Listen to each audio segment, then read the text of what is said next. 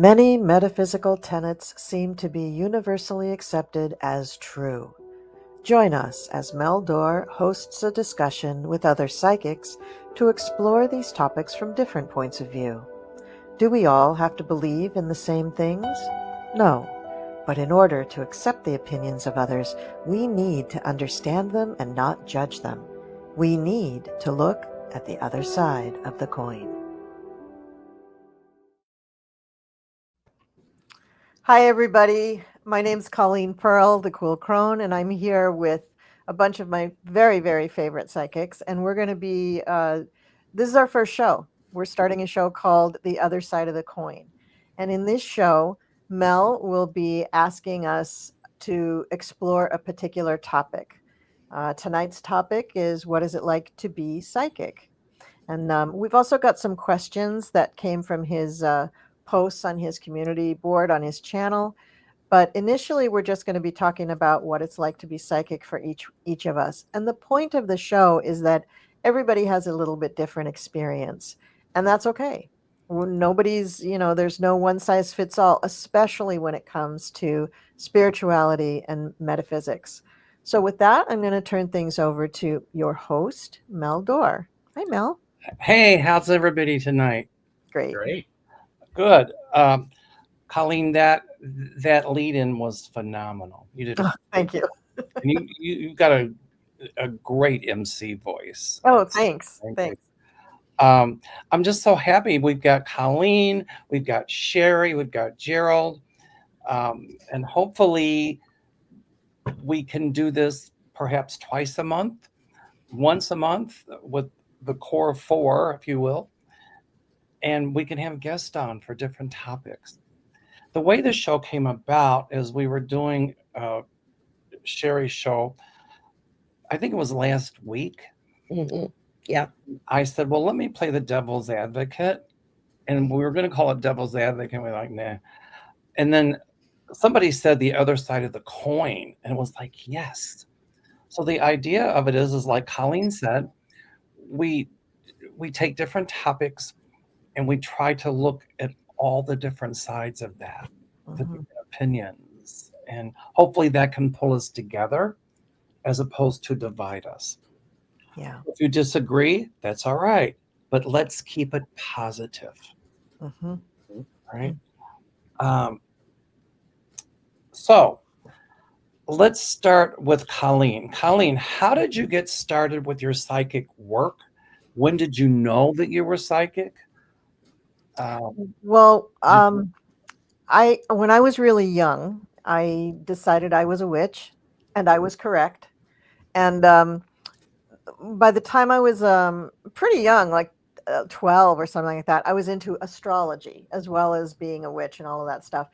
And I hadn't thought so much about being psychic, but when I was doing astrology, I mean, what 12-year-old can really know astrology? Like, that's bananas. But yet I was doing charts and giving readings to not just other 12-year-olds, but people of all ages.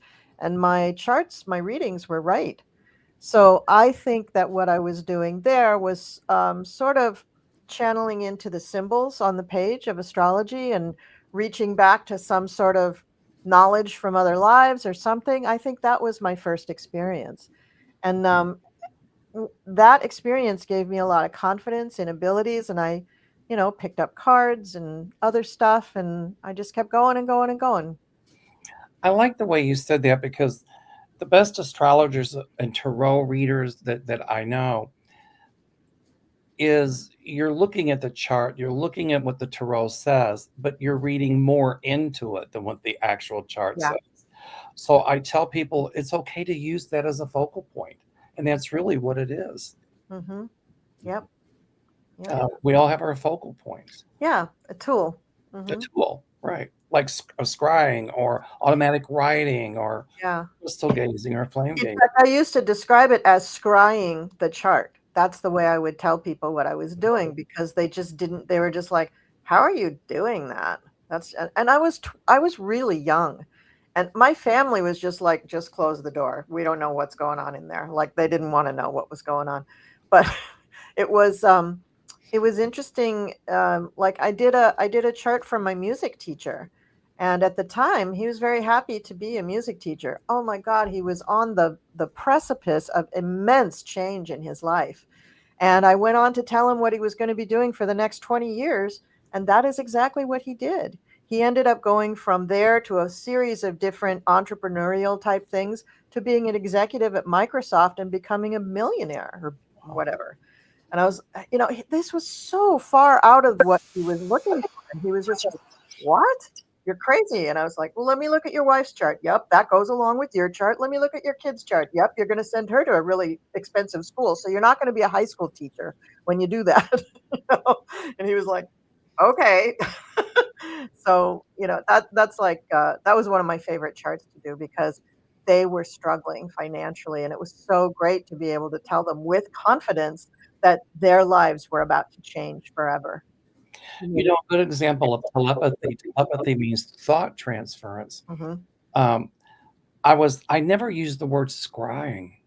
And it Mhm. came to me, bring up the word scrying, and then you said that when you were that young age, you would call it. How did you call it? I would Scrying? scry the chart. Scry the I mean, chart. most people would scry like a bowl of water or a black mirror or a regular mirror, or a crystal ball almost. You're basically scrying with that too. Anything that you're using as a focal point and sort of disconnecting your regular brain and just allowing your third eye to really take over and give you whatever visions or messages that needed to come through. And that's scrying, and that's what I was doing with the chart.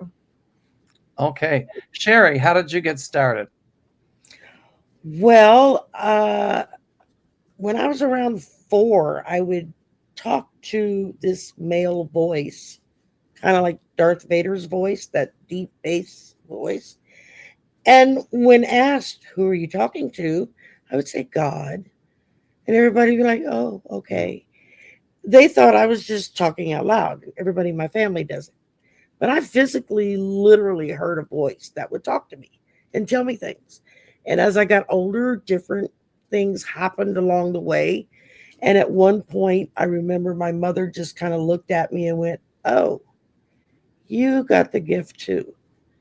And that was it. Not another word was spoken, nothing was explained.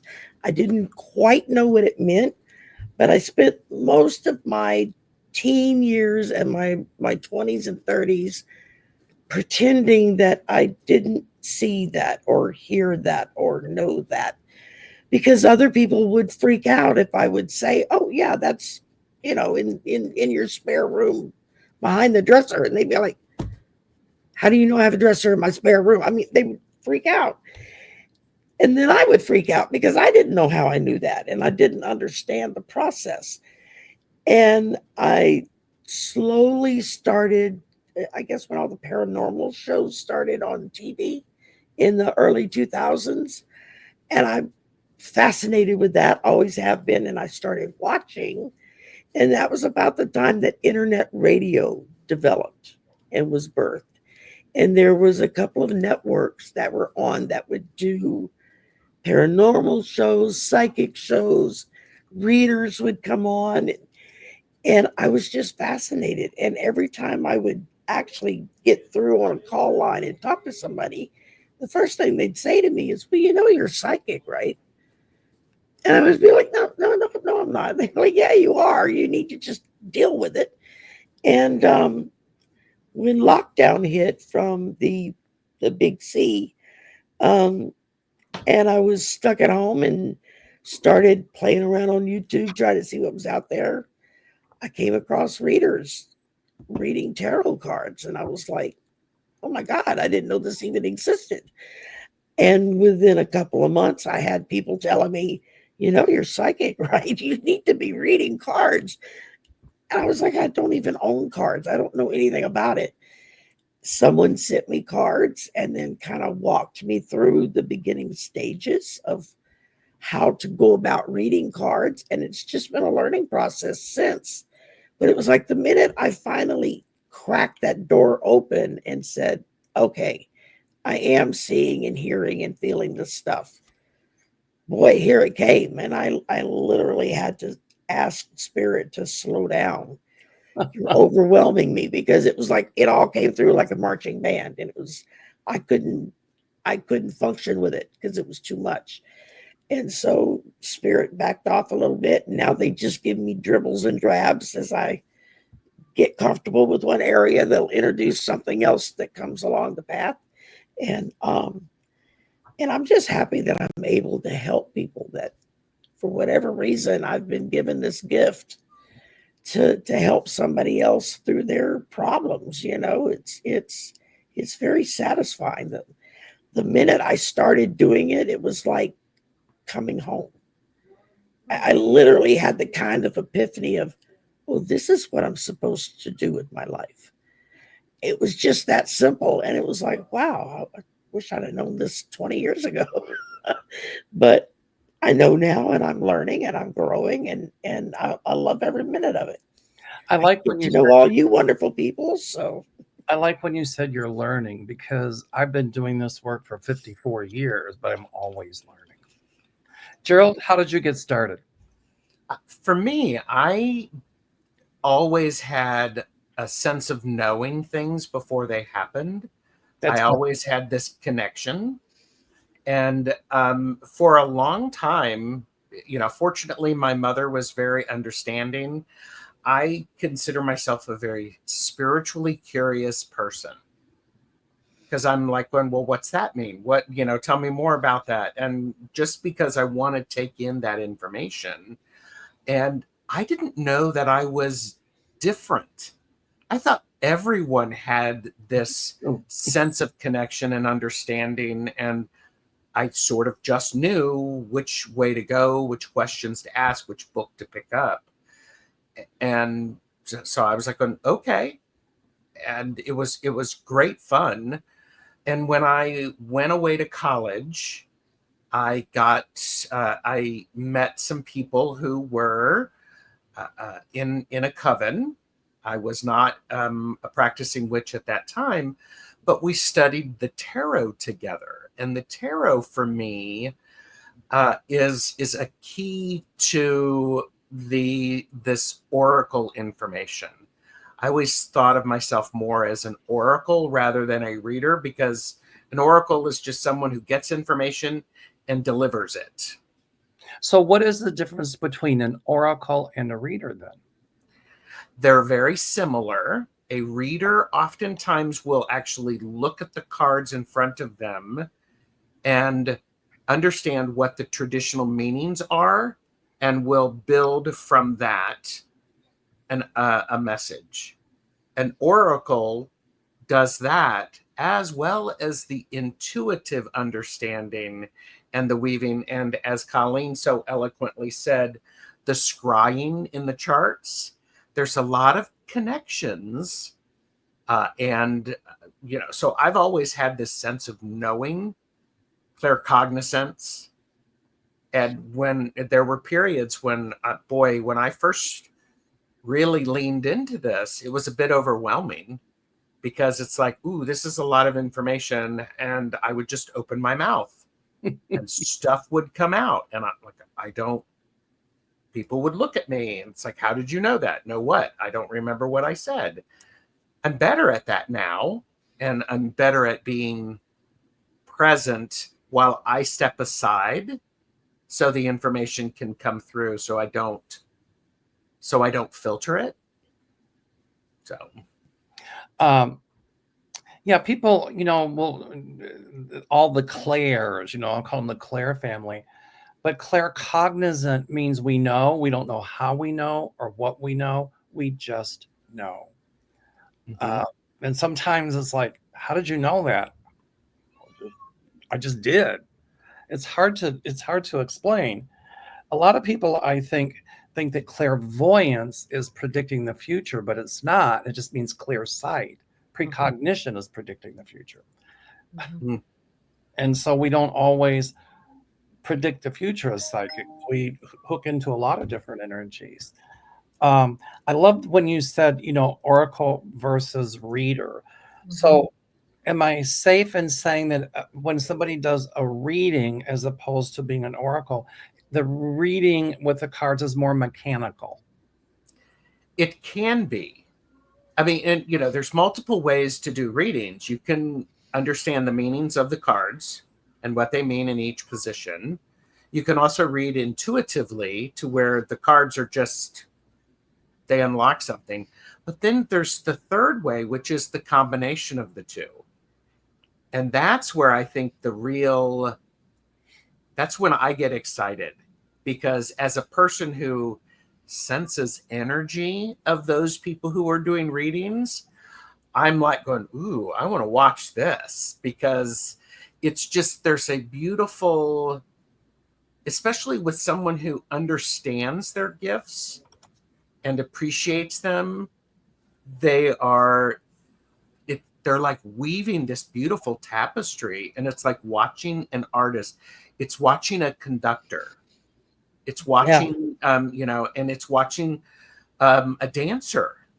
And boy, as Colleen said, there's so many different ways to be psychic. And when somebody, and I'm still learning this, appreciating my natural skills and my gifts, and I am also willing to work on those skills and gifts so that I can keep growing and being curious about them.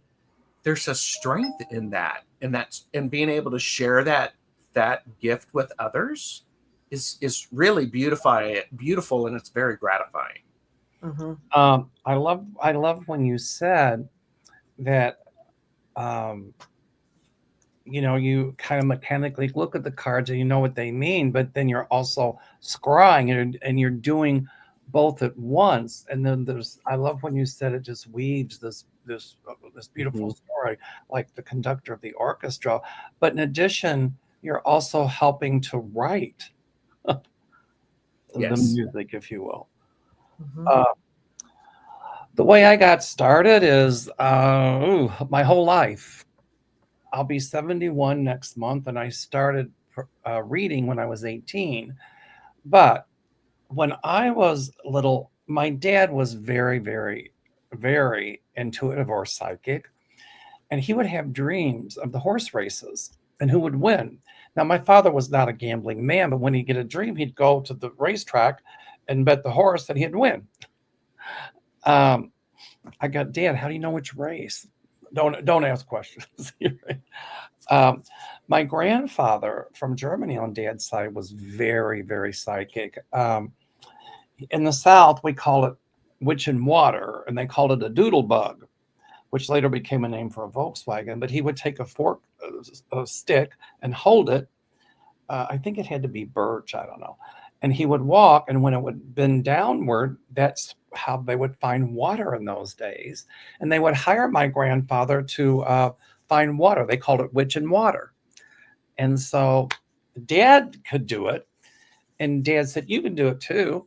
I'm like, I don't think so. And he took me out on the farm, and I'm just walking all over with the stick. And I said, well, here's something right here. And that thing was just, I was holding it tight. My thumbs are almost white because it was pulling down so hard. And he said, there's water under there. And I said, okay. So he had to dig a well, and they called out a geologist, and sure enough, when they dug the well, there was water there. So it was very normal for me. And I remember I think I was in the second grade, and I had a feeling that my grandfather from Germany was dead. And when I came home from school, I said, Mom, I had a feeling that Grandpa's dead. And she started crying, and she goes, how did you know that? I said, I just knew. Well, he had died that day. So, and then I told my dad I want to go to the funeral, and he said, no, you're too young to know about death. I said, no, I'm not. I want to go, because I knew that my grandfather wasn't there, that he was wherever people go. So it was very normal for me. When I was 12, my mom worked in a bowling alley. She was the cook. There was a kitchen. She was the head cook. And there was a lady there who was older, and she was a psychic. And she introduced me to the Gypsy Witch cards. And she said, I'm going to do your reading. I was 12 years old. And she said, you have the gift. I said, I know. She said, it's called psychic. And she said, and the number, I think she said, the number 6, you'll be doing this work. It could be 6 weeks, it could be 6 years. And I kind of put it in the back of my mind. But when I was 18, I attended a spiritualist church, and I stood up and started giving messages. But I would give message through my whole life, and I do the cards for everybody. So it's just something I could always do. And it just was normal for me. So when I went to college, I studied psychology because I was interested in ESP, or psychic, and how it worked. Well, I'm still looking for answers for that, but at least I got a master's. So, and then I became a social worker, but I did my psychic work at nights and on the weekends. And when I moved here, I got a job at a nursing home. That's where I was a social worker. And later on, I was asked to do a radio show, to be a guest, and then television. And so it just kind of snowballed. But it was just normal for me. And then Peter Herkos was one of my mentors. He worked on the Boston Strangler case and the Sharon Tate murders. And I can't do his accent, but he used to say, "You're going to be working on cases someday." I'm like, yeah, okay. I was like skeptic, but I did. I got started on murder cases and missing people. And so here we are. It was difficult, though, growing up in the South, because to be told what we do is of the devil, or it's not of the Bible, or it's not. And I'm like, all of our gifts of spirit, they're gifts from God. So how could it be against God? And even the Bible speaks of prophecies. So, well, and I have to piggyback on that, is because being spiritually curious, if somebody says, "Oh, that's of the devil," I'm actually going, really? Where is that? Because I want to understand what you mean by that. I lean into that. People are maybe trying to persuade me not to lean into my gifts or to celebrate them. But I know I am a creature of the divine. So of everything I have is an important aspect of that, and a reflection. So I maybe it's because that's how I was as a child. I'm always going, well, what do you mean? Why? that was me. And so I was actually going, really, tell me about that, because it just is, it's new information. Because many of us, we got, well, all of us, we have this understanding when we were younger that something was going on. But it's, for me, I didn't have the language to express it. And that was something that was new when I started to get language to understand it and to be able to express it. Boy, talk about 8 of Wands moment. It's like, oh, wow, I have these words. It's really powerful. That's why in my classes I teach the words, because a lot of people have it and they just don't know the verbiage to put on it. Mm-hmm. Well, that's the first thing I teach. All the clairs, all the verbiage. I taught for 21 years up at Infinity. I taught intuitive development. And people say, how can you teach me to be psychic? And my answer is, I can't. I can't teach anybody to be psychic. But what I can do is teach you effective ways to hook into the ability that you have.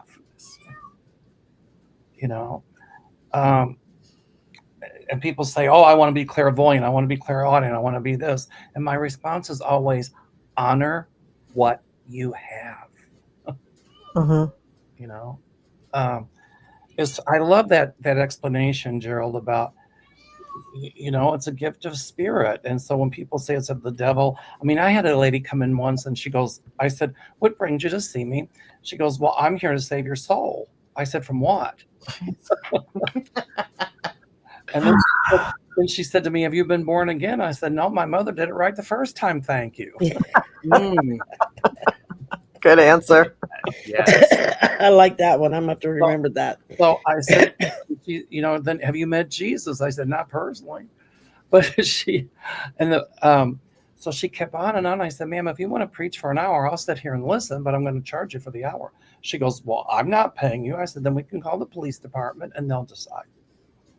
So I think part of when we do this work, you have to set boundaries. You have to. Mm-hmm. Yeah. Yeah, Um, definitely. and so people often ask about charging. Well, how can you charge for your gift? I'm Mm. like, well, do you get paid for doing your job?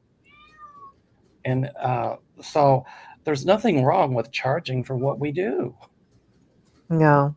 And I think there's so many people that I think that's a distinct example of people whose past lives they were probably tortured or shamed or put to death for doing for displaying their psychic gifts. Mm.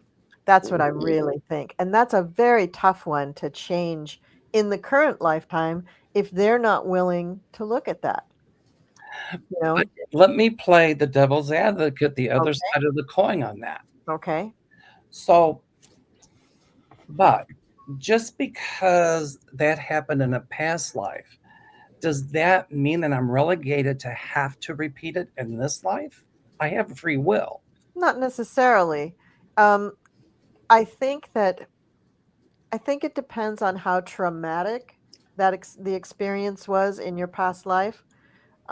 If there's any karma connected to it, or if you have a karmic attachment with another person because of that experience, I think all of those scenarios bring about a little bit different level of commitment to that idea, right?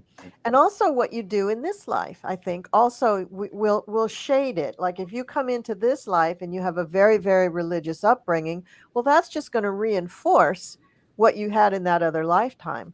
But if you come into this lifetime, like for me, I'm pretty sure I had quite a few lifetimes as priests and priestesses, probably a few nuns thrown in there, a bunch of shamans. I mean, I'm sure I had a lot of that stuff I because was a hooker. I was in a dance hall. right, all of that stuff.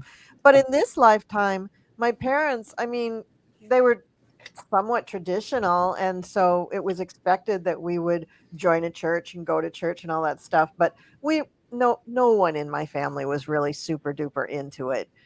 I went because I like to sing in the choir. You know, my brothers and sisters didn't like to go at all. They wanted to go out on Saturday night and get drunk. They didn't want to show up for church on That was Sunday. me. Yeah, right. A lot of people. And so but I do carry over in this lifetime a feeling like, oh, I didn't quite do enough in my devotions. I didn't cast my circles enough times. I didn't say enough prayers. I didn't this, I didn't that. And finally I did do a reading with, I don't know who that, I think it was maybe with Val that I did the reading, and they're like, those religious lifetimes, you can let go of that now. You're not in those lifetimes anymore. And it was that simple for me to just recognize that, oh, you're right. Because whenever I've tried to confirm it with, say, my teacher or whatever, that did I do this enough? They're just like, yeah, why are you worried about it? You're But fine. in a way, you've gotten through that because in this lifetime, you're a witch. Yes. So And I'm out. I'm a witch and I'm out. I'm not having to hide it. And I don't have to, you know, explain it. I don't have to explain it. I don't have to give it away for free. I don't have to support a whole town and do all their healings for free. It's a very different life for me. So, I think maybe our next show we should talk about Wicca oh yeah, we should. Yeah. I mean, I don't know if it's the next one, but yeah, we definitely should because make all a the show. misnomers about it. Yeah, there's a lot. Same Okay. for paganism. Yeah. Hmm. Yeah, Absolutely. exactly. So shall we? Well, a lot of what we do in the Christian tradition and a lot of the religious traditions came from paganism, like the whole idea of a Christmas tree. That is not a Christian thing. No, it's not. Mm-mm. Mm-mm. Not at all. It comes from, you know, from the pagans. Yeah. Um, It oh, actually started with the Egyptians. right. And then it went through Samaria and Babylonia and all these, and Romans and all that. Finally, and landed in the Scandinavian and Germanic countries, and that's where most of the people in England got the idea of it, because so many of Germans and Scandinavians went to England, including the Vikings, and that's where it really got started. So a lot of people will think, well, yeah, it came from the Germanic traditions, but it was way older than that.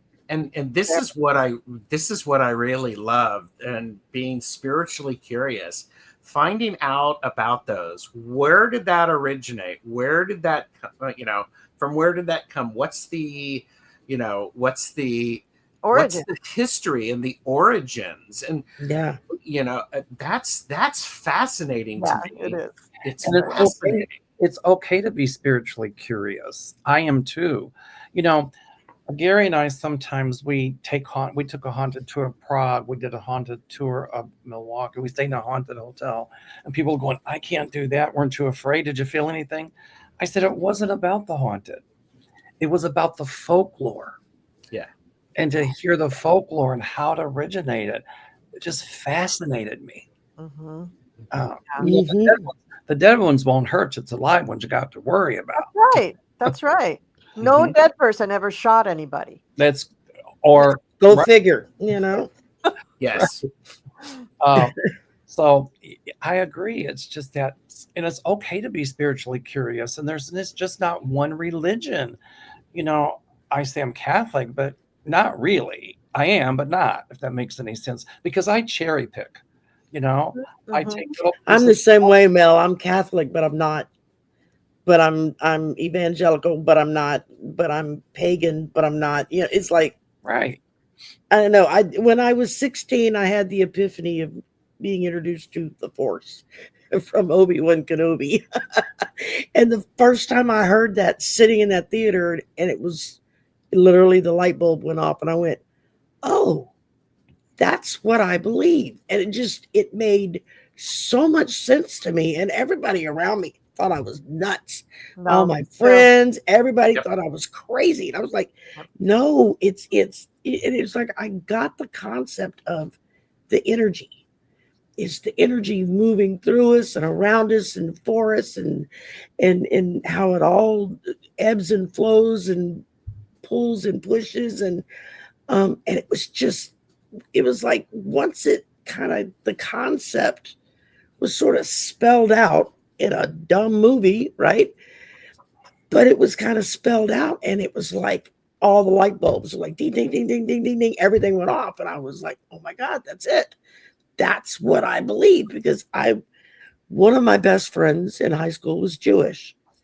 Friday night, she and I and our other best friend, we would all go to temple together. Then Sunday morning, the other girl was Catholic. And so we would all go to mass together. And I used to laugh and say, well, I'm getting the best of both worlds. I'm getting the Old Testament on Friday night and the New Testament on Sunday morning. How can I go wrong? And then it took Obi-Wan Kenobi to tell me it's just energy. And but it was such a wild experience when I still remember and recall that feeling when it happened, and it was like, whoa, okay, I understand this now.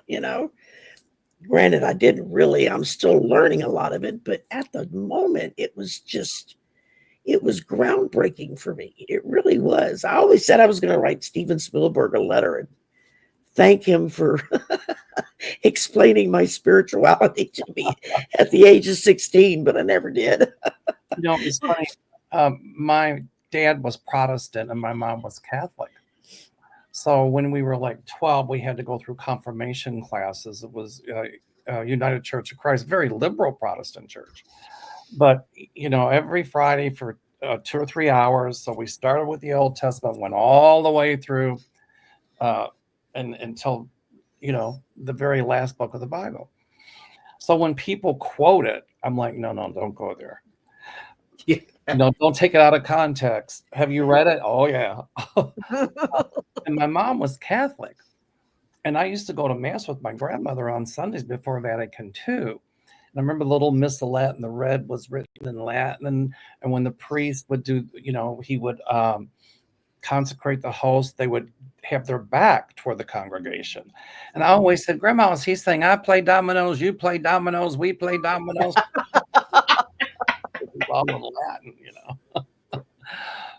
But to me, I agree, Sherry. It was just more like that feeling of energy, you know? And you talked about Star Wars, but when I saw Avatar on that tree that was connected to everything, That's another movie that all the light bulbs went off. whoever Yeah. wrote that movie must have been really psychic and really spiritual because we are all interconnected. And you're like, you Yeah. said, one little thing over here has this ripple effect on everything, which my mentor, Peter Herkel's called the Odic force, that ripple. And I think we're tuned into that force. And that's, we're all hooked in because anything that happens can cause a ripple in that force and we feel it. Okay, so shall we get to our questions? Yes. Yes. All righty. Absolutely.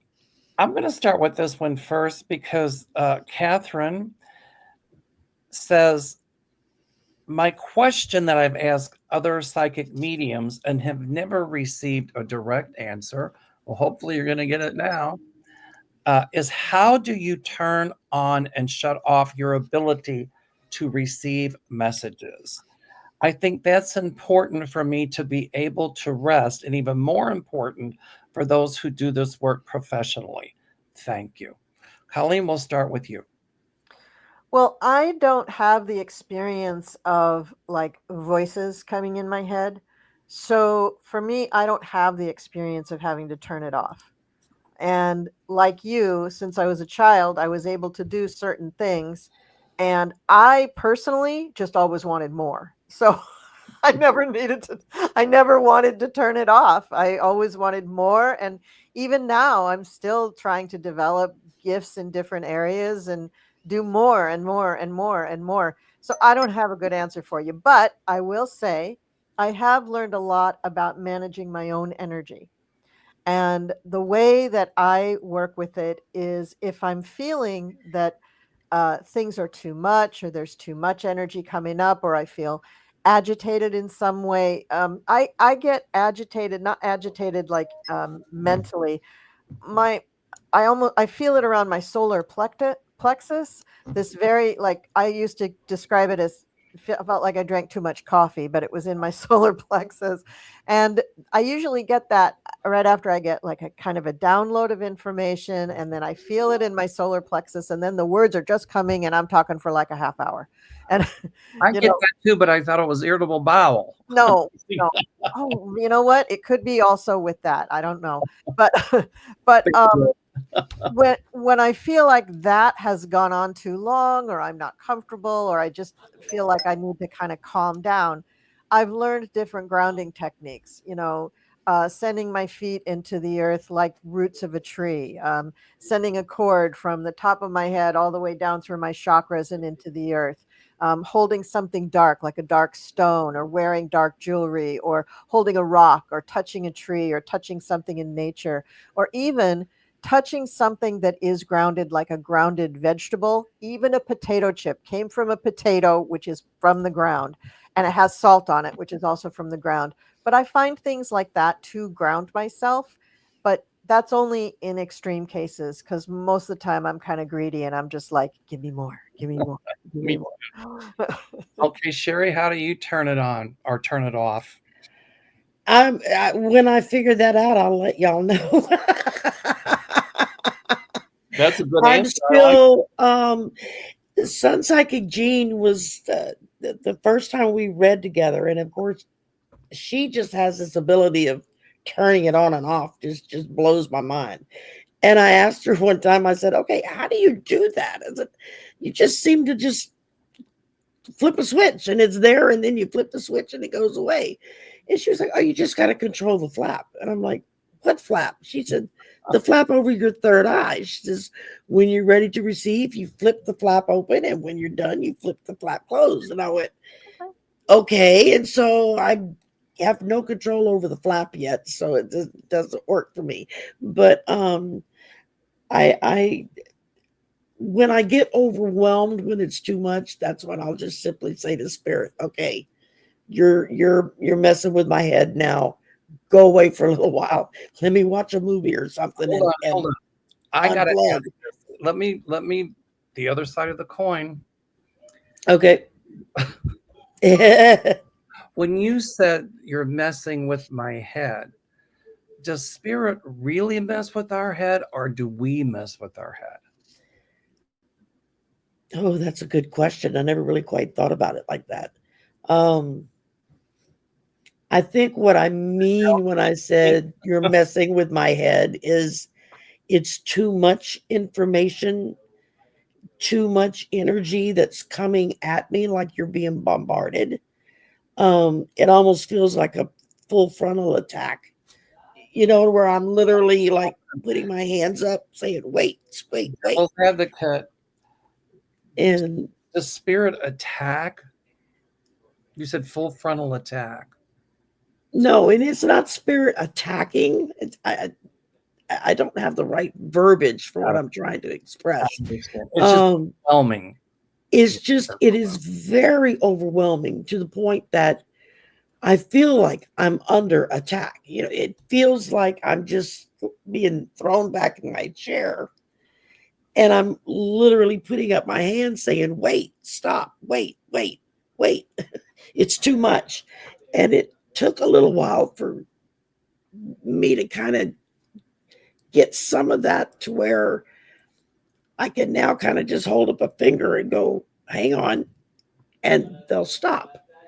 I think in the beginning they were just so damn excited that I finally opened the door up and said, okay, I know you're in there. Where are you? That they got excited and just all came out at once. And I wasn't expecting to get bombarded with that much. And so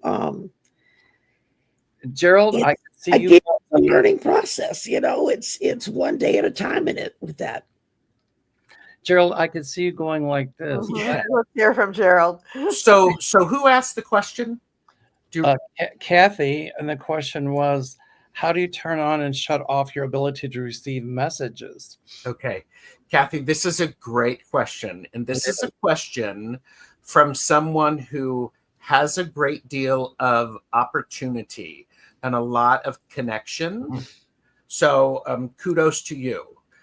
I can tell you what works for me, and I'm going to encourage you to figure out what works for you, because every single psychic is going to give you a different answer. There may be some similarities, so take those what they will. I think it's an important thing is it's like I can't turn it off.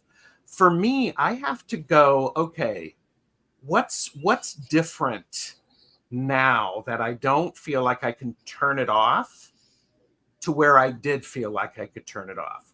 What's different about that? So for me, I have a ritual every time I do a live show, every time I do a reading, every time I go into ritual, anytime I go into that sacred space.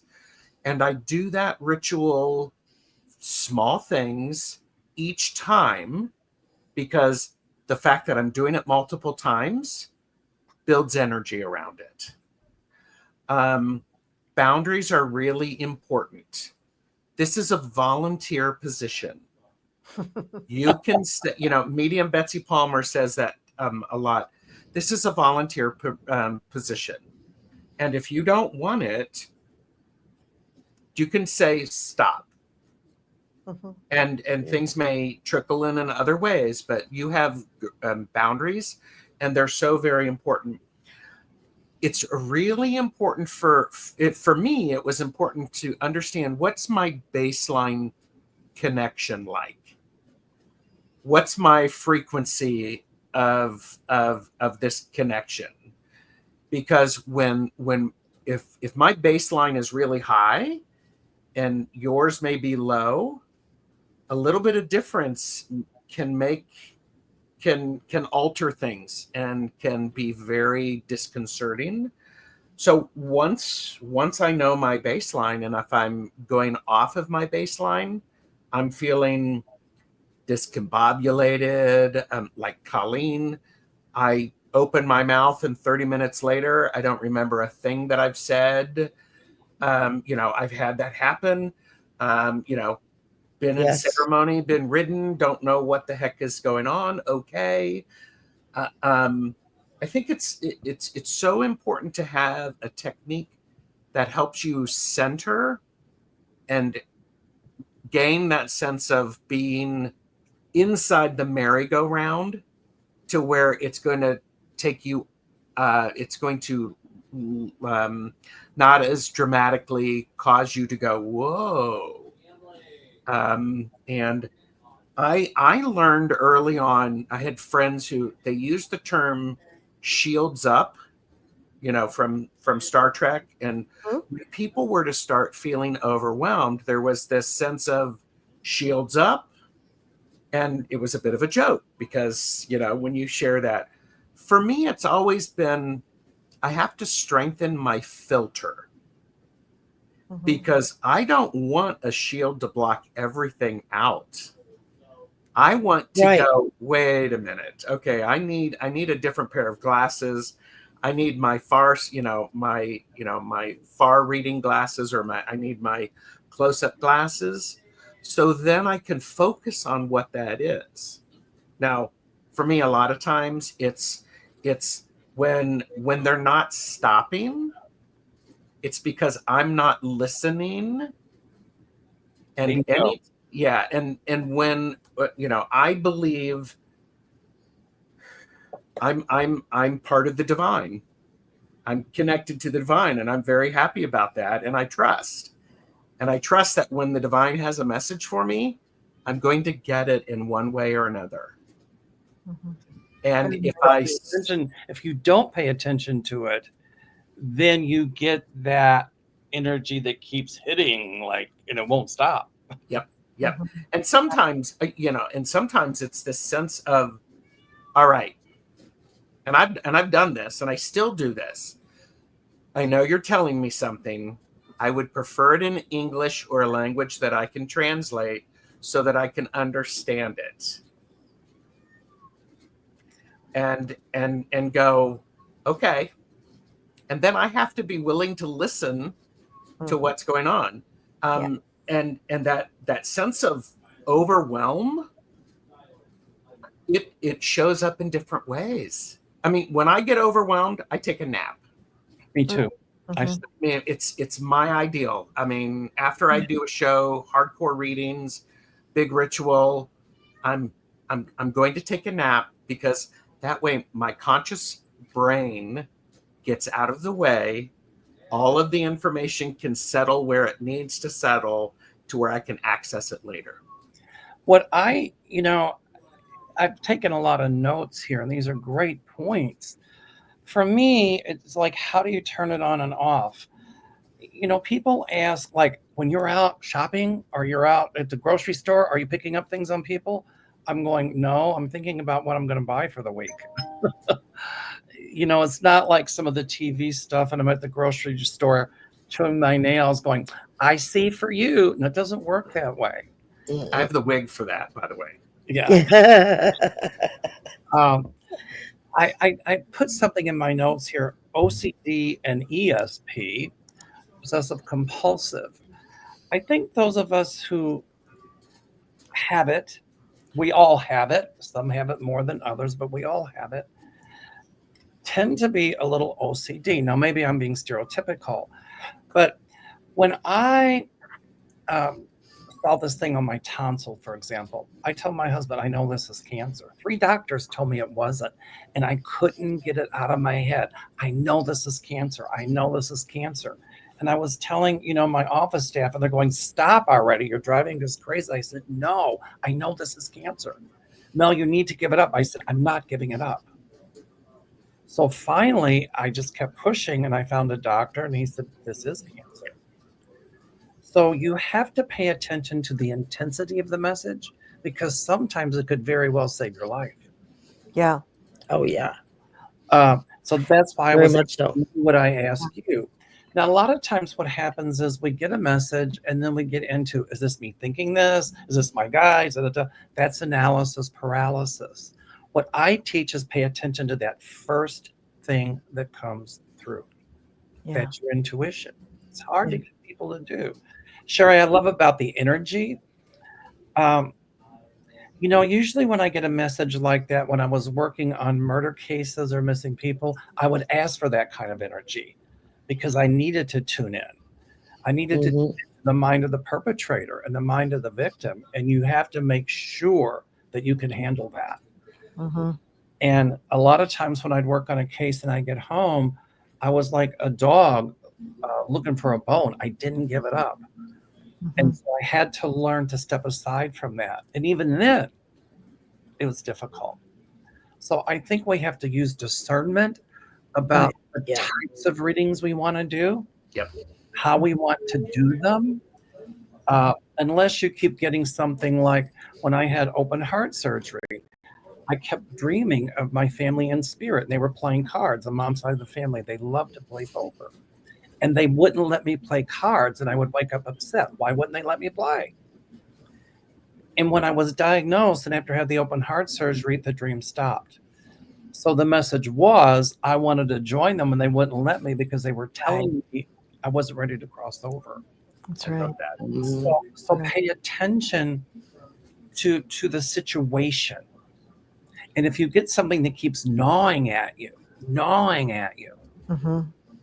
that's your claircognizance telling you something is right or something ain't right. Mm-hmm. Like I have a lot of people, I mean, I see people like from different, walks of life. And, people come in and say, I caught my partner cheating. And I said, how'd you catch the partner? I had this feeling. I've just been having this feeling. And it didn't go away. And then they'll check on the phone or whatever. And so, there's a difference between somebody being excessively jealous and if they're getting this psychic hit. Yeah. And chances are when they get that psychic hit, they're right on. Yeah. So there are times when it doesn't necessarily shut off because it is an internalized radar. Mm-hmm. Yeah. So, but Say, I wonder go when ahead. you're. I want you to finish your thought, but I want to say something. So. I was just going to say, like I said before, just look at the situation that you're in and what you're asking for. Yeah.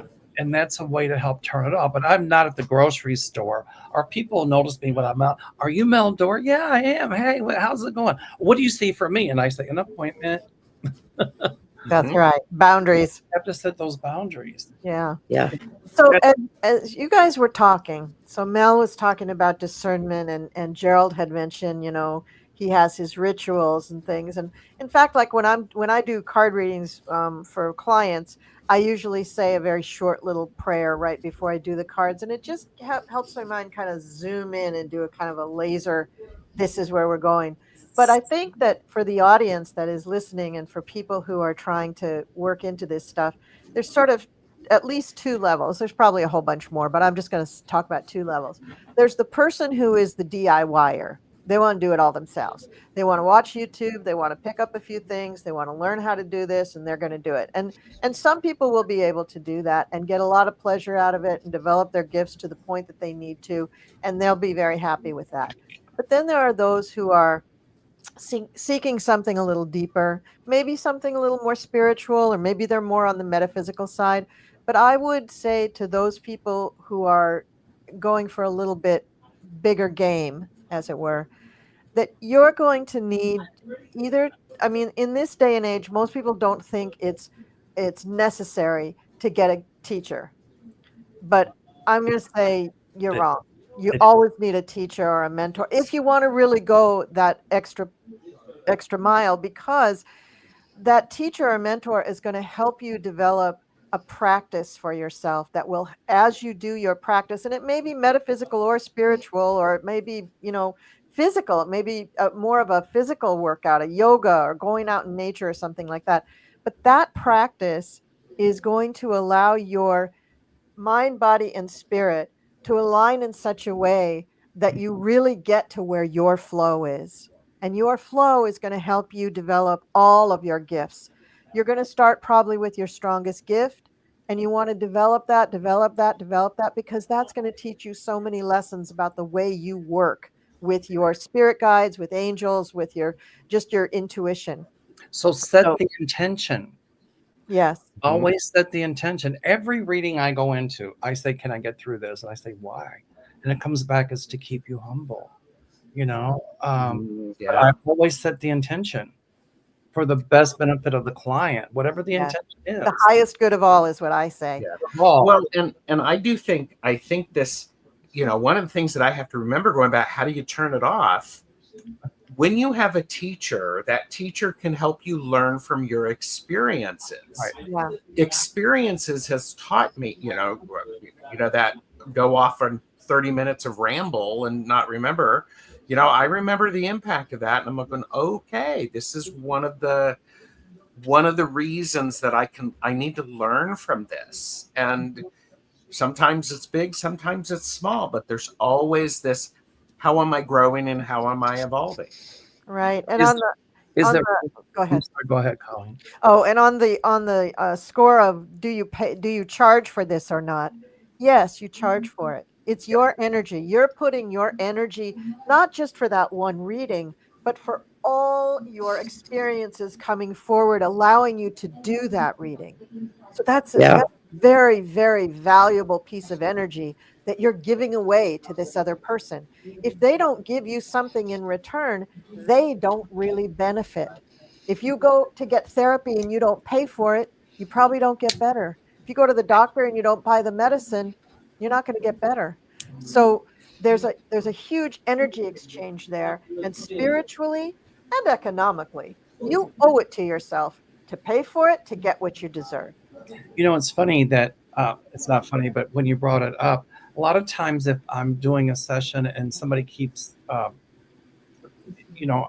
if I don't want to say interrupt, but if they keep just saying Questioning and yeah. correct, I'm saying to them, wait, don't do that, because what happens is I'll forget it. Yeah. Because when Yes. spirit gives it to us, we've got to get it out. And that's why to some people, when we're doing these live shows, it appears like we're talking over each other, but we're not. We just want to get it out so we don't forget it. Mhm. Gerald, you said something about, 20 minutes of rambling. Other side of the coin, is that rambling, or was that just giving the channeled message that you were supposed to give? Yeah, I'm glad you asked that. The 20 minutes of rambling is 20 minutes of me not of delivering a message. And a lot of times, early on, I was like going, what did I say? I don't remember. So yeah, the ramble is the 20 minutes of information that has been provided, oftentimes with me, very passionately and very driven. I always tell people, if you get a reading from me and I am pointing at you, not Gerald, just hold on and listen, because there's a message coming through. Minus when my glasses come down, I'm going, listen. Oh,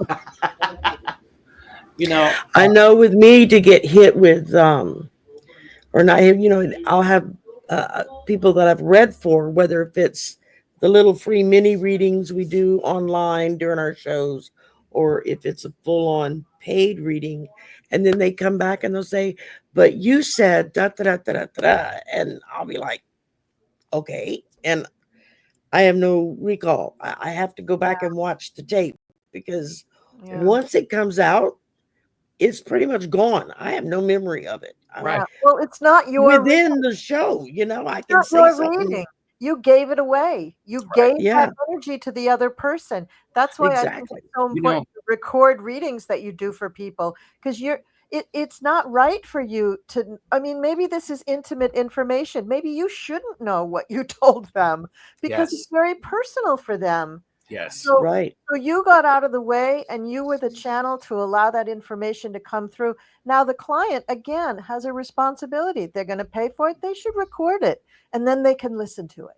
Well, I I'm like not to gonna write. So when I have a client, I'm writing notes. I tell them you don't have to, because years ago I did automatic writing. Oh, that's But I used to do a lot of trance work. I still do sometimes, but when I would go into full trance, I had no memory, especially Yeah. on rare cases. And when I came out of it, a lot of times I felt like I've been drugged through a rose bush backwards. Yeah. Yeah. It's a But lot. but we have to step aside and let spirit come through. Spirit Right. is not only out there, it's in here too. yes. And coming through you. That's Coming right. through. Let's get to some more questions real Okay. quick, okay? Some of these are good. So we've already talked about boundaries for our spirit team. I think somebody is setting boundaries with our spirit team. I think they set boundaries for us. Mm-hmm. Mm-hmm. Um, but she says, Barbie says, is there a language barrier in the spirit world? And yes and no. They speak to us telepathically, and that's going to be in the language we know. But a lot of times they show us symbols. Yeah. And how do we know what those symbols mean? Exactly.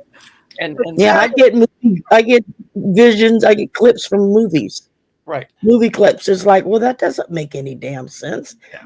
But I can say it out, and they're like, they know exactly what I'm talking about. So I can teach symbols in my classes, but I tell my students, this symbol means this for me. It doesn't mean that for you. Yes. And so this is where the teacher comes in, Colleen. Yeah. Because I've learned, like, if the symbol kept coming, I would say, I see packed boxes. And they would say, oh, yeah, I just moved. So now I know when I see packed boxes, it would mean a move or it could mean remodeling. So the more you do this, you'll learn what those symbols mean. So don't get frustrated or give up if right away you don't know what they mean. Right. And also the teacher gets to know you. You should Correct. spend at least a year with a good teacher, at least a Yes. year. And as they get to know you and you're speaking out to them, some of these symbols maybe, they may be able to reflect back to you, well, you're looking at it as a move, but I'm looking at it as the clutter and the things that you want to move out of your life. That's a very different thing. And it helps with that feedback. I mean, that was a bad example, but it helps with that feedback for somebody who does have a little bit more experience than you, higher knowledge than you, perhaps, and maybe they're channeling at that moment too, and they're getting from their guides to help guide you. Teachers and mentors are so important if you want to go that deep. I mean, if you if you just want, this, I want to just, know I'm psychic and know that I can give a message, fine, watch YouTube, get TikTok and get all of your information there. There's nothing wrong with that. And it depends on the depth that you want to take it. Like a lot of people that I read, I say, you need to do a YouTube channel. Others, no. But, if you're going to do this as a living, then you owe it to yourself and to your client to at least work with a teacher for 1 or 2 years. Yes. And to at least know what you're doing, because I've seen a lot of harm that can be done. I was just going to say Oh, that. yeah. To the reader and to the client.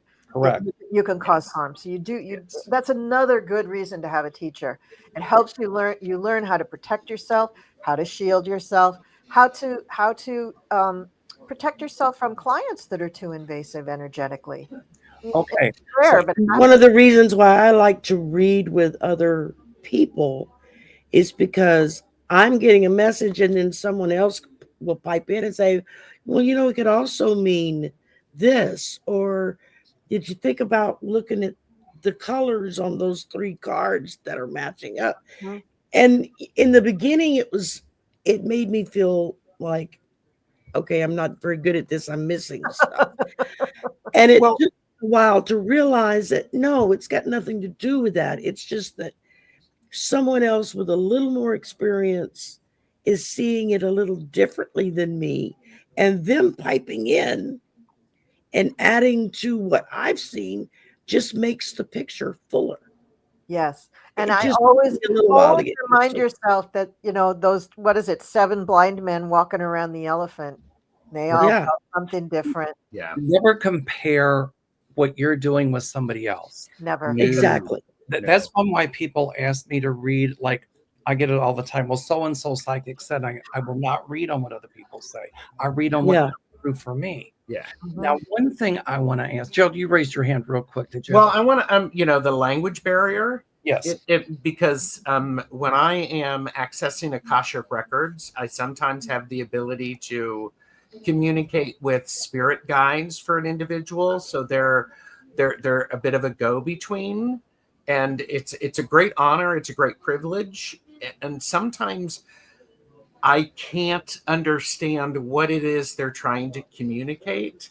So for me, I will jokingly say, okay, in English or some other language that I can translate. Yes. And so for me, it's a way to say it's like I'm approaching you respectfully because I know I'm here to help and you're here to help. And so with you were talking about symbols, my Akashic record readings are all symbols. Or it could come in colors or anything. Yes. And Mhm. so You know, and so that language it's an interesting thing. And I'd be really, I mean, I've surprised myself when I get my brain out of the way. Well, I can't understand that language. And I go, stop that, set that brain over here. Suddenly I can hear them perfectly and understand right. what they're saying. But they're going to come to you in ways that you understand. I mean, they're not going to come to you in Turkish if you don't speak Turkish. Correct. Like I have people who come and, they're from other countries and they'll say, oh, I feel, the spirit. And they're like, well, what are they saying? I said, well, this is just Mel words, but the gist of it is. Yep. Yeah. Now, I really want to touch on two more things, and I know, Joel, you have to go soon, but No, we're good. with all, and we're not doing politics tonight, but with the past election, many of us predicted that Kamala would win. I do feel she won, but that's not where I'm going with this. So, and I had, we all got beat up. And people would come on, well, if your guides are so right, then why didn't they get it right? And I'm disillusioned. And how could everybody get it so wrong? And so, number one, as psychics, we emote. And when somebody leaves a really nasty comment, it bothers us because we're human. And people say, don't take it personally, but we take it personally. That's why I don't like the word positive criticism. I like a positive suggestion. Okay. People Yeah. will talk about, we say, and my nervous giggle and all of that. I realize all of that. And thank you for pointing it out. But did you ever stop to think that when you're pointing that out, that might have been a real source for something I've been working on, or maybe a source of trauma for me when you do point it out? Mm-hmm. So if you're watching us, please be respectful. We don't deserve to get beat up. We do this because we want to help people. And sometimes we don't get it right. Maybe we misinterpret a symbol, or maybe there's free will involved and things can change. So I just wanted to touch on that. So how do you respond to that, Colleen, that whole right, wrong? And So there's no calendars on the other side, right? There's right. no calendars, there's no clocks.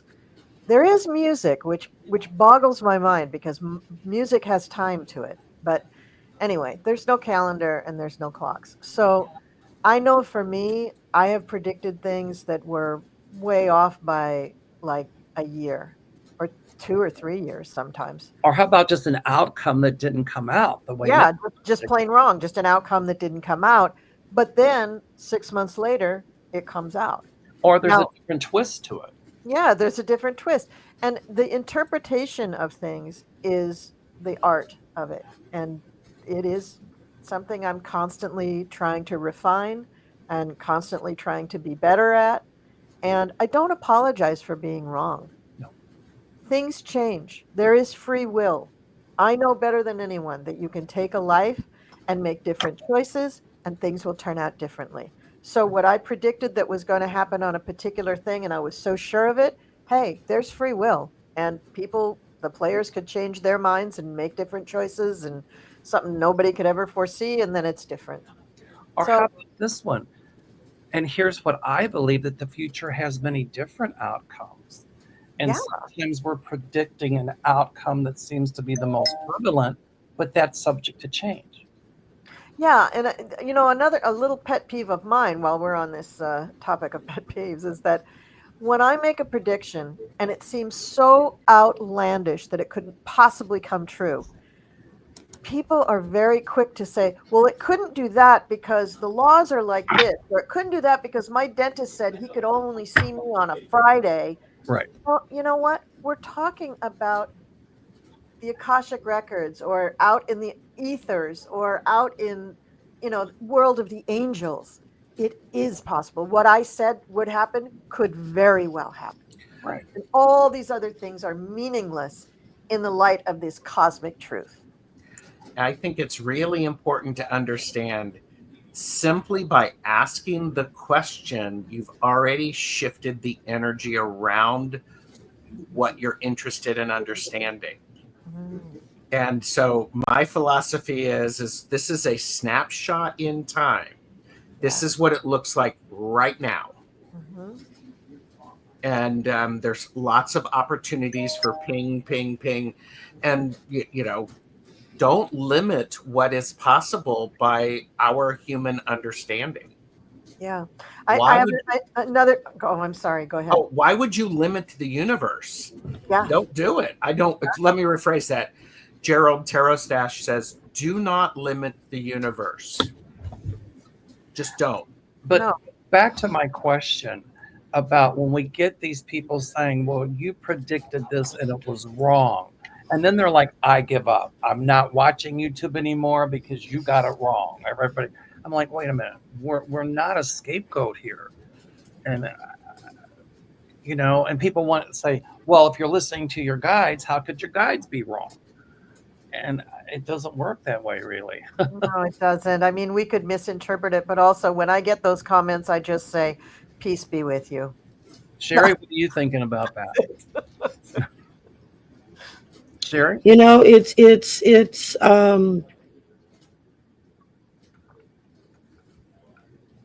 hard to put into words sometimes, but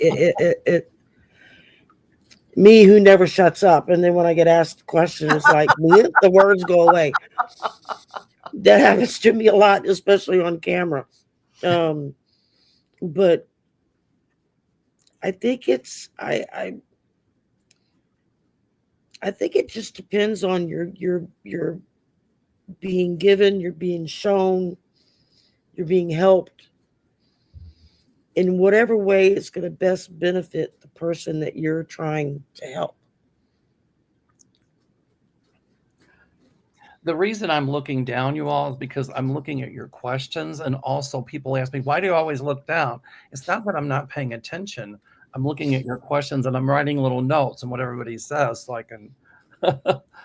Okay, this is I like this question. We got time for this one, and then we'll need to wrap it up. So Winterberry Time says, this is great, exciting, and inspiring. Thank you. Especially to get off the topic of politics. Yes. Mhm. Here's my question.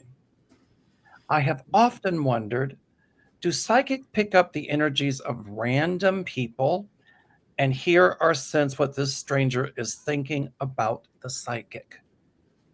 Is there a way for us non-psychics to put a protective bubble around us so the psychics can't hear or read what we are thinking? I'm chuckling because it brings up a story. Case in point, I met a psychic, but I could not get past him looking like my grandfather, albeit my grandfather was way older and long crossed over. The psychic, I figured out, has blocked me. Okay. When I first met Gary, and a lot of people, they shy away because they're like, I don't want you in my head. Get out of my head. We were at dinner one night and Gary says, are you in my head? I go, Gary, I'm doing good to stay on my own. I said, I'm a psychic, not a mind reader. There's a difference. And so Yes. I don't think there's any psychic. I mean, I'm good at reading personalities, but I don't think there's any psychic there that is going to know your every thought, your every this.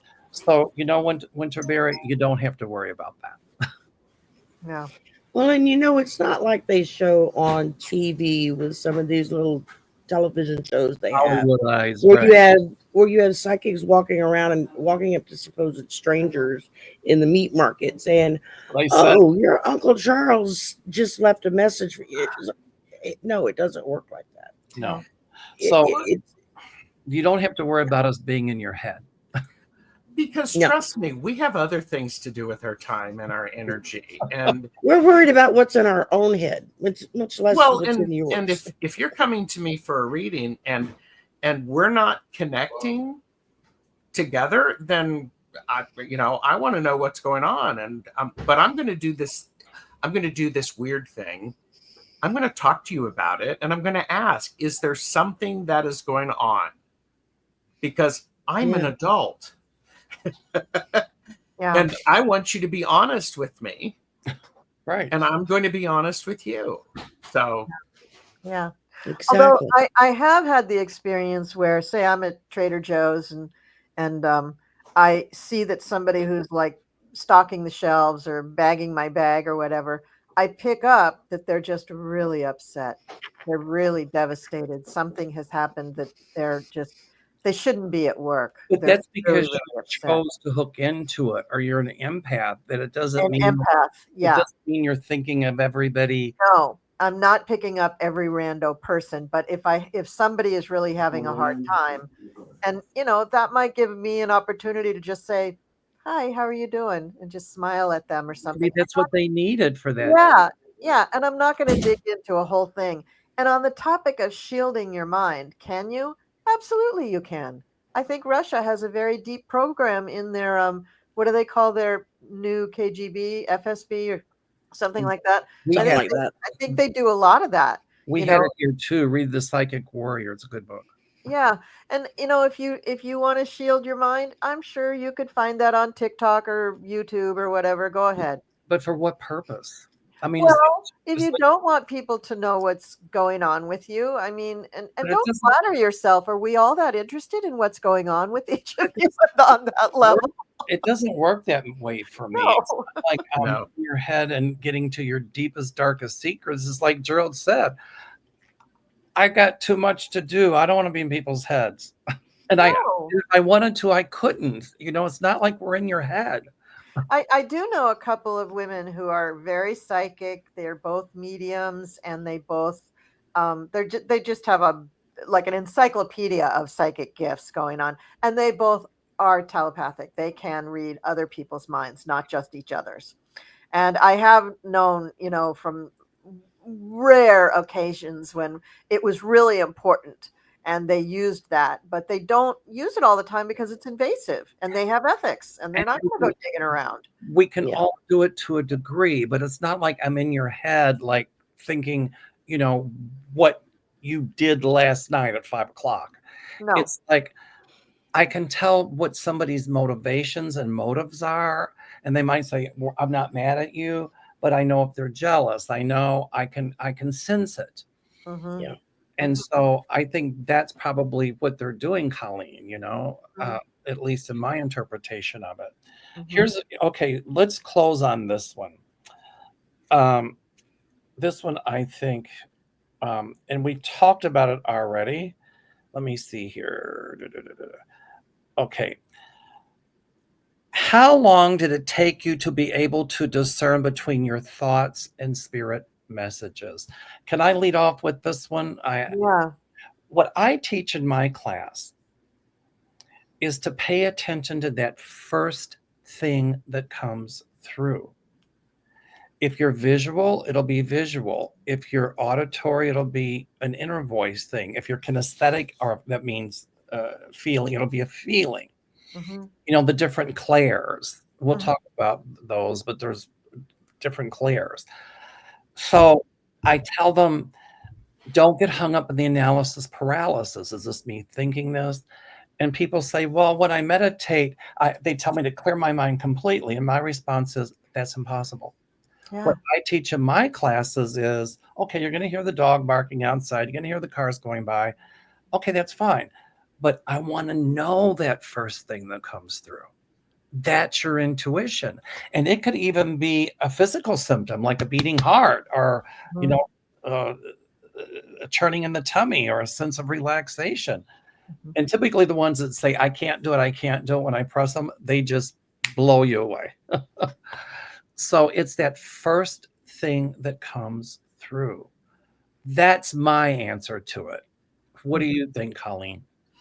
Well, I think for a lot of people, yes, you want to encourage people to go with their first instinct. But for many people, and especially those of us who are a little ADD and OCD, um, we got a lot of thoughts going on, and grabbing that first one isn't always that easy. But if you can analyze what the thought is, if there's any sort of an ego base to what it's saying, that's you. That's you.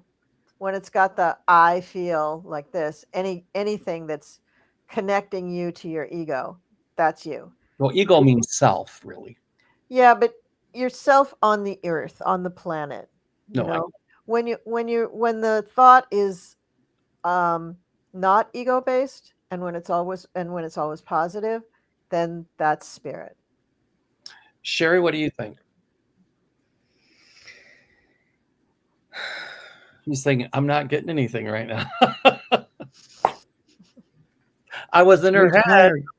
Yes. Right now, my head is like, I don't want to think anymore. Um, I don't know. Let me think on it again. Let Gerald answer, and I'll come back. Gerald, you go ahead. I think I think Colleen said, I think you both have said something really important is that if the ego is there, you have to know for me is when I know the ego, or when it's me talking and not the message or the cards, I will actually, I've learned, because I focused on it, to say, okay, this is just Gerald. This is not the cards, but here's what I think. But then let's pull back. Yes, Mel? But sometimes my Mel opinion is the same as my psychic opinion, and that's not ego. It's just that we're both in agreement. Yes. And because a lot of times, yes, pay attention to the first thing that comes through and entertain that, invite that in for coffee and really try to get to know it and see what that message is. And a lot of times I will have some understanding, whether it be from psychology work or other educational opportunities, of something that could support that, or to help somebody make a connection for themselves. Because I know I've done a decent job if a client goes away having made connections that they didn't experience before, and now they have some clarity about their situation. Clarity is great, but when there is this, it's in it, and I still am working on it, to be honest with you, because it's like that. But I've gotten into that point of, this is when I'm doing readings, I'm doing my ritual, I'm doing my energy work, I'm lighting incense, just to create that space to where anything that's going to be causing interference is not welcome. Well, I think creating that space like you're talking about, when people really want to start doing their readings, that's important. I have a desk, I have my BS bell, I got my little paper that I write on. But I think, it's important to have that space, because that gets rid of the chatter. Can I do this? And da. And then we really are paying attention to what's coming through. Yes. Sherry, what do you think about all that? I pretty much agree with what Gerald was just saying. I mean, it's a matter of allowing myself to be open to what spirit's wanting to say to me, and at the same time not try to hold on to it like it's mine, because it's not my message. It's a message for someone else. But if spirit, so to let it through. Hold on, though. But if spirit gives it to you, then it is yours. It's yours to pass on. Pass on, not to ruminate on. One time I wrote a seminar and somebody stole it essentially. And I said, wait, that's my work. And they said, well, it came from spirit. So if spirit gave it to you, then it should belong to me too. And I go, no, no, no, no, no, no. Doesn't quite work that way. Right.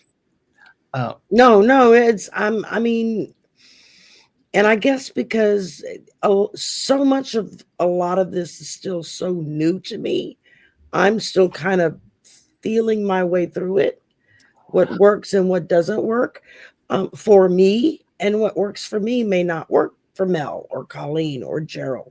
Join And the that's okay too. That's Yes. okay too. And it took me a while to get to that point, to stop comparing myself to how somebody else read bingo. or how somebody else interpreted it, because I felt inadequate. And it was just because I was so new at it Mhm. that I wasn't quite sure exactly what I was doing. And it took a while for me to realize it doesn't matter how somebody else does it. That's their way, and this is my way.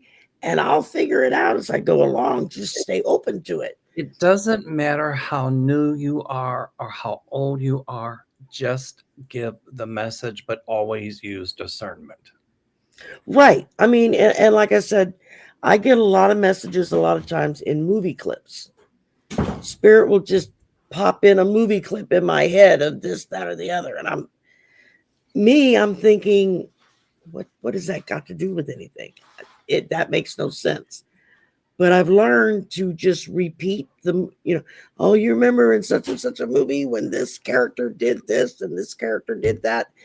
Makes no sense to me, but the person I just said it to is like, oh yeah, exactly. That's like my favorite scene in this movie, Yep. and that kind of thing. And so it just took me a little while Many to just accept what I was getting and be willing to just give it back out and not put expectations on it. it comes in many different ways. Okay, Yeah. so everybody at home, we're going to do a little experiment, then we're going to wrap it up. So we're not going to use cards. We're just going to go the first thing that comes through. So, Colleen, focus on Sherry. What's the first thing that comes through? The first message you get for her? She's hungry and she needs to trust herself more. Gerald? Bingo. Gerald, first thing you get. Drink more water and slow down, because the pace that you're doing is a little faster than what can be swallowed. Yep. I'm picking up that you need to honor your own gift or gifts. And I'm picking up that you need to journal or write, because Spirit shows me the symbol of the hand flowing paper, and write about your progression and then look back to where it was and to where you are Mhm. now. Yeah. And also you I've have, just started journaling, so there you go. And also you have the gift of healing. Spirit shows me the symbol of the hands. And whenever I see that, it means healing. So you should explore some different healing modalities. okay, cool. So, okay, Sherry, pick one of us, and you give us a message. This is what I do in my classes, by the way. This is great. This is a great exercise and a great Yeah. example of what a great teacher can do for you. Mhm. Yeah.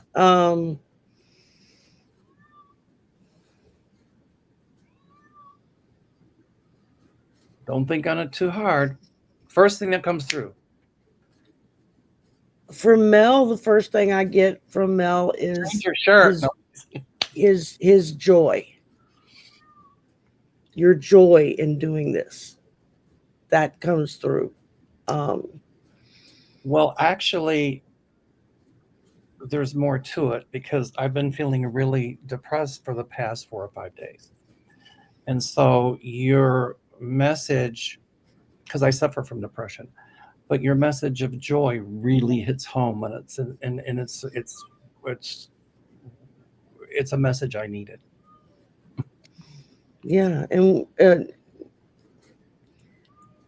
with Colleen, it's I'm tired. that's that's what I got hit with. Is I'm tired, and it's like I get that. So and Week. It is the end of the week. And with with with Gerald, the thing that I get the most is his humor in life. His ability to look at whatever's going on around him and finding the humor in it.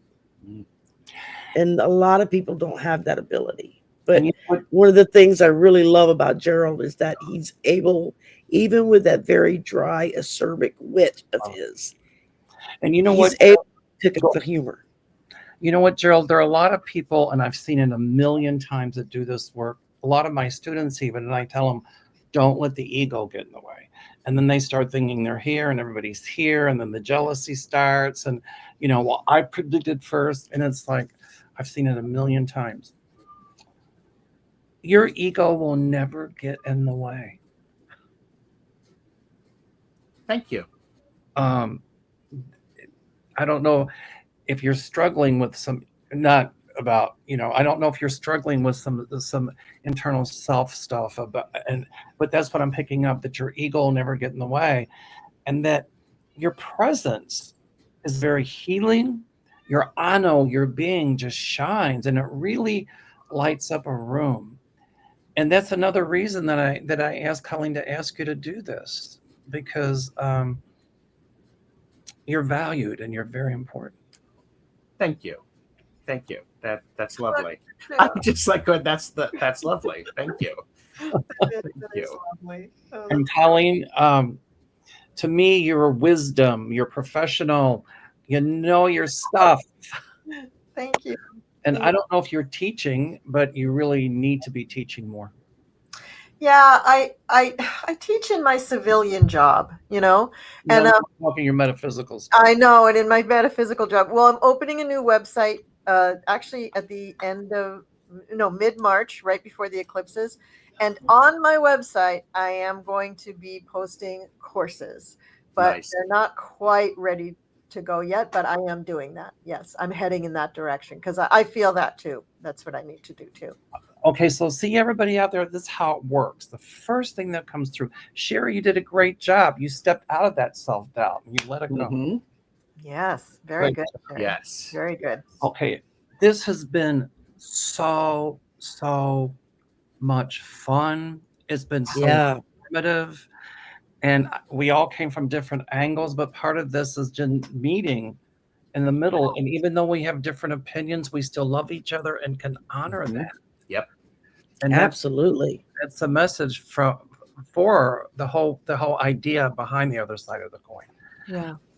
Okay, I know Gerald's got to go. Aiden just texted me. Colleen, if they want to contact you, how do they do so? Well, my YouTube channel is The Cool Crone, so you can just go to YouTube and type in The Cool Crone, and there it is. My website is going to be, oddly enough, thecoolcrone.com, so you can go there, and you can, even now, before my new website is up, you can go to my old website, and you can book a reading there. So anyway, it's The Cool Crone. That's how you do it. I just tell my phone to call you. Sherry, how do they get a hold of you? Through my YouTube channel, Sherry Voices from the Swamp, or they can email me at swampvoices, all one word, at gmail.com. And I've just started working on trying to build a website for myself. So hopefully I'll have that up and going fairly soon. I'm gonna tag a couple of students through one of the professors, and they can build my website and get a grade at the same time. So And Gerald, how do they get a hold of you? I'm Tarot Stash on YouTube, and send me an email, tarotstash@gmail.com. And I am www. We don't have to say the www anymore, do we? Not anymore. no. Mel Doerr, MELDOERR.com, or call my office at 847-590-5411. And we even have a human answering the phone. So Wow, luxury. Wow. That doesn't happen anymore very much. this has been so wonderful. So wonderful. And everybody out there, don't succumb to the fear. My favorite saying, it came to when I had cancer. Don't let the fear stand in front of you and hold you back. Let it get behind you and push you forward. Even in doing your intuitive work. Yes. Yep. Love it. Everybody, this has been Yay. great. Yay. Oh, I got to get it right. Oh, there we go. Here we go. We're all loving. Oh, yay. Thank you so much, Mel. This was just wonderful. I really enjoyed myself. Thank all of you. Thank you. So, all right. Thank you. Thank you. We'll talk afterwards and see if we should do it whenever we'll do it again. And this is going to be a regular. I got a funny feeling this show's going to grow exponentially. That's my psychic Yeah. prediction. I hear popcorn popping. That means something. There you go. Yep. There you go. All right. Aiden's in the background. I want to say thank you for him. He's pulling the Yes. strings. Big thank you to Aiden. Yes. Thank you. Great job. And I asked Aiden to be on. He goes, I'm a mess. Yeah, me too. Okay, Aiden, if you're there, then do your thing.